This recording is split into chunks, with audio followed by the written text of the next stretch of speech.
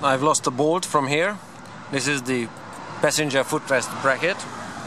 It's quite an important bolt. It's not only holding up the bracket itself, but the bracket is holding the exhaust. I don't want the exhaust to move on me or pivot around the remaining one bolt. It's important that I replace this bolt. When it comes to replacement, there is original and there is aftermarket. The original bolt is costing $1.20. Should I be spending that money on it when I can get an aftermarket one for 30 cents a piece? If you look at the difference between the original versus the aftermarket, I'm gonna point out here a couple of differences, because there's more to it than meets the eye. First off, the original bolt is a shouldered bolt. It's not threaded all the way to the head. It's got a wider shoulder there that's gonna match nicely the profile of the bracket and the threaded portion after into the frame. So the original bolt is going to be a better fit.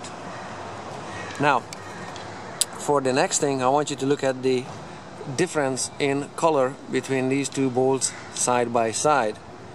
The original, which appears to be bigger now because it's closer to the camera, but don't worry about that. The original appears to be dull, whereas the aftermarket is definitely shiny. You can see the reflection of the lens of the camera just in the head. The original doesn't do it. The original is duller. That points to the difference in material between these two bolts. This one here is, the original is unfinished. It's raw metal. It does not have any kind of corrosion layer or protection on it. It doesn't need one.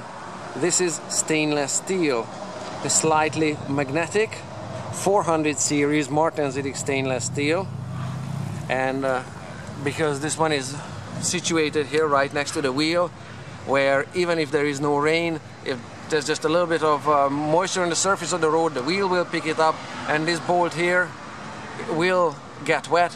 So this bolt doesn't need any painting or coating of any kind. This is stainless steel as is. This one, however, is carbon steel.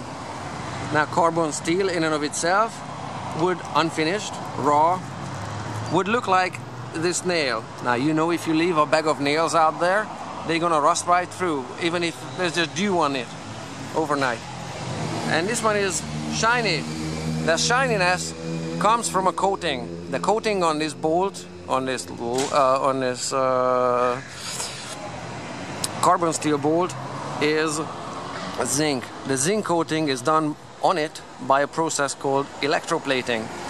Electroplating makes this very nice and even surface, but the problem with it is that it's only about 20 microns thick, only as thick as paint. Once that surface is compromised, once the electroplated zinc amount is compromised, this bolt is going to rust right through, just like common nail does. The problem with this bolt rusting through is that it's going directly into the frame here, and it's no fun whatsoever drilling and tapping out rusted-in fasteners. Okay, there is a way to make the protective layer on carbon steel thicker, as it is the case with this nail. This nail is not only a spiral nail, but if you look at the surface finish on it, it's got a much thicker zinc coating on it. This much thicker coating is achieved by a process called hot dipping, where the nail is dipped into a molten batch of zinc and some of it drips away, the remaining solidifies on it.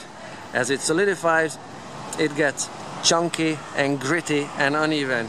You can't have that on a threaded fastener because hot dipping won't work with the threads. If the threads are clogged up, it just totally doesn't work. So that would pretty much sum up the differences between original versus aftermarket. you have to consider fit and a superiority or inferiority of materials, not only the price. The choice is yours.